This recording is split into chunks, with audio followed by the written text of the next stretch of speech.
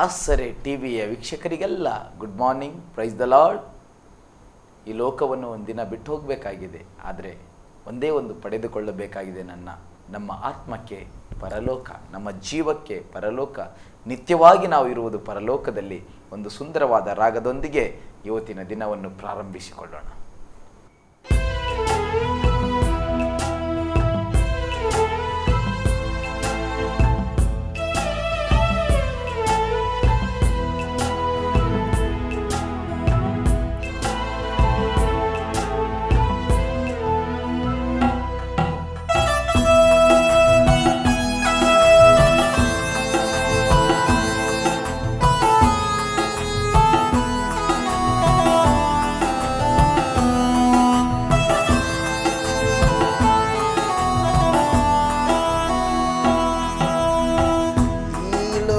ನಮಗೆ ಶಾಶ್ವತವಲ್ಲ, ಒಂದು ದಿವಸ ಬಿಡಲೇಬೇಕಣ್ಣ.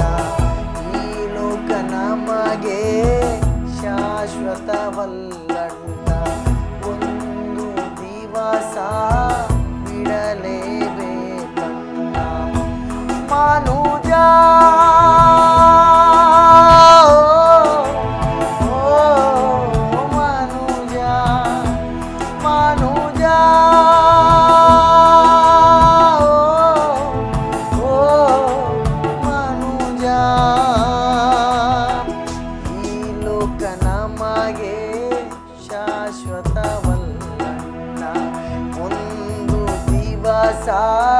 ಬಿಡಲೇಬೇಕಣ್ಣ.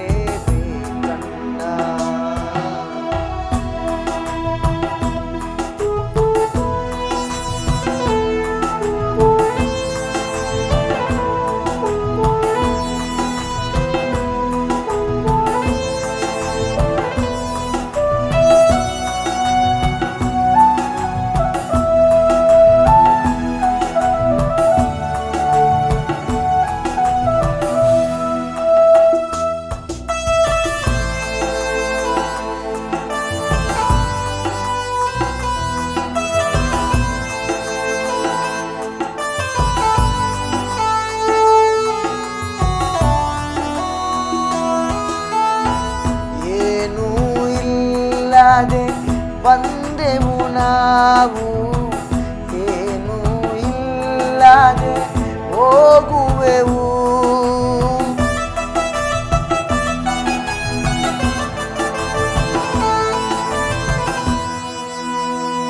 ಏನೂ ಇಲ್ಲದೆ ಬಂದೆವು ನಾವು, ಏನೂ ಇಲ್ಲದೆ ಹೋಗುವೆವು. ನಮ್ಮ ಯೋಜನೆ ಸಾಗದು ಏನು, ದೇವರ ಯೋಜನೆ ಸಾಗುವುದು. ನಮ್ಮ ಯೋಜನೆ ಸಾಗದು ಏನು, ದೇವರ ಯೋಜನೆ ಸಾಗುವುದು. ಮನುಜ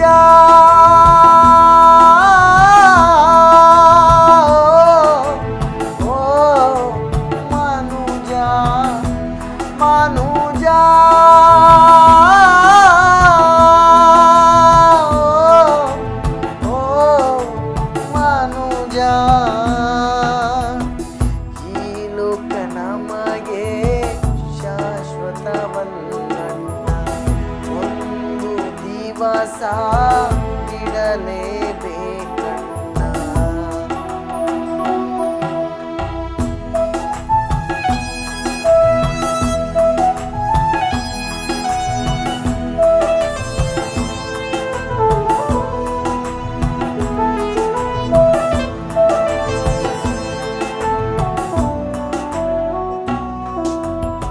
ಪರರ ಮನಸ್ಸು ನೋಯಿಸಬೇಡ, ನೋಯಿಸಿ ಶಾಪವ ಹೊಂದಲು ಬೇಡ.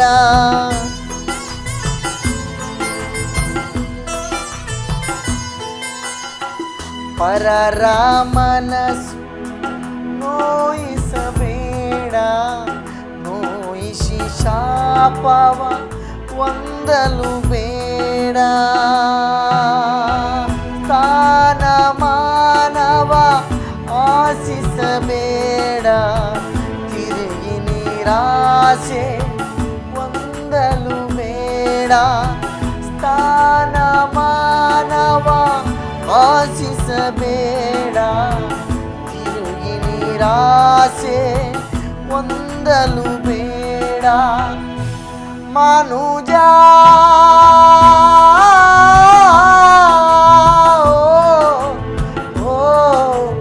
ಮನುಜ ಮನುಜ,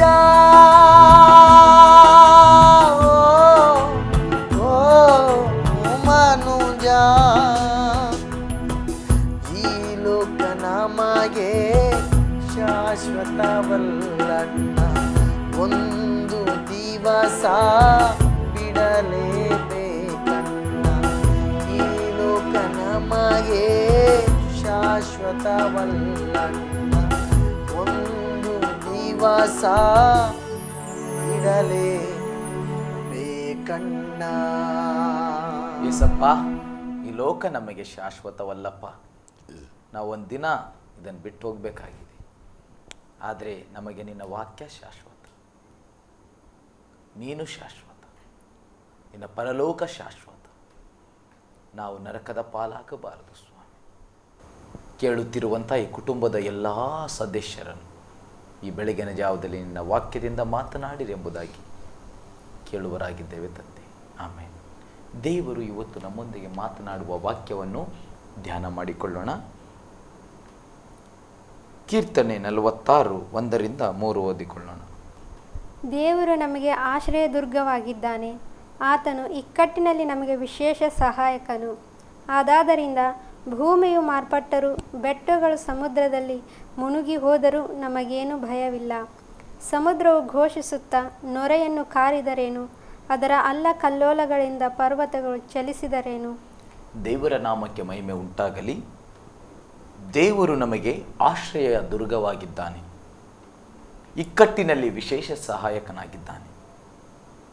ಈ ಲೋಕದಲ್ಲಿ ನಾವು ಕಷ್ಟದಲ್ಲಿ ಇಕ್ಕಟ್ಟಿನಲ್ಲಿ ಸಿಲುಕಿರುವಾಗ ಈ ಮುಂಜಾನೆ ವೇಳೆಯಲ್ಲಿ ಕುಟುಂಬ ಪ್ರಾರ್ಥನೆಯಲ್ಲಿ ಕೇಳುತ್ತಿರುವಂಥ ದೇವ ಜನರೇ, ಯೇಸು ಕ್ರಿಸ್ತನು ನಿಮಗೆ ಆಶ್ರಯವು ಸಹಾಯಕನು, ಇಕ್ಕಟ್ಟಿಂದ ಬಿಡಿಸುವ ದೇವರಾಗಿದ್ದಾನೆ. ಆದರೆ ಇಲ್ಲಿ ಭೂಮಿಯು ಮಾರ್ಪಟ್ಟರೂ ಬೆಟ್ಟಗಳು ಸಮುದ್ರದಲ್ಲಿ ಮುಳುಗಿ ಹೋದರೂ ನನಗೇನು ಭಯವಿಲ್ಲ.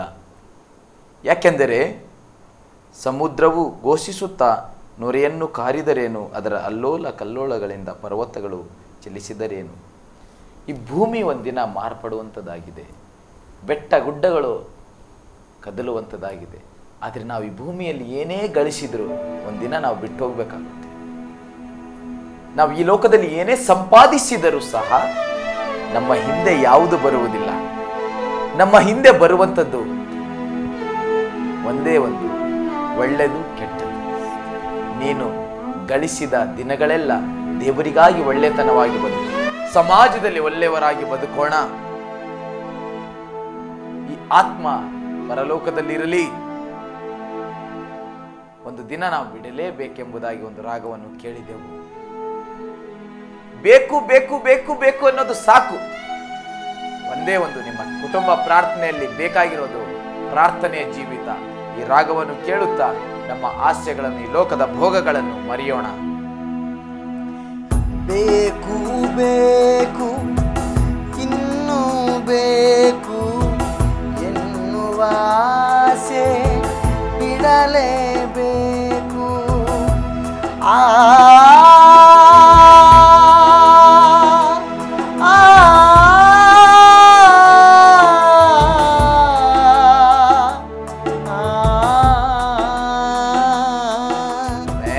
ಬೇಕು ಬೇಕು ಇನ್ನೂ ಬೇಕು ಎನ್ನುವ ಆಸೆ ಬಿಡಲೇಬೇಕು.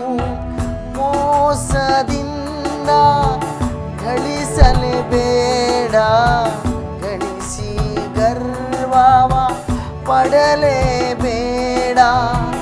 ಮೋಸದಿಂದ ಗಳಿಸಲೇಬೇಡ, ಗಳಿಸಿ ಗರ್ವವ ಪಡೆಯಲೇಬೇಡ.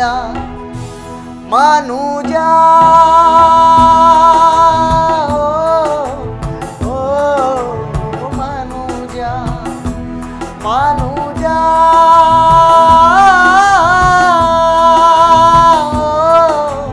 ಓ ಮನುಜ ಈ ಲೋಕ ನಮಗೆ ಶಾಶ್ವತವಲ್ಲಣ್ಣ ಒಂದು ದಿವಸ ಬಿಡಲೇಬೇಕಣ್ಣ ಈ ಲೋಕದಲ್ಲಿ ಯಾವುದು ನಮಗೆ ಶಾಶ್ವತವಲ್ಲ.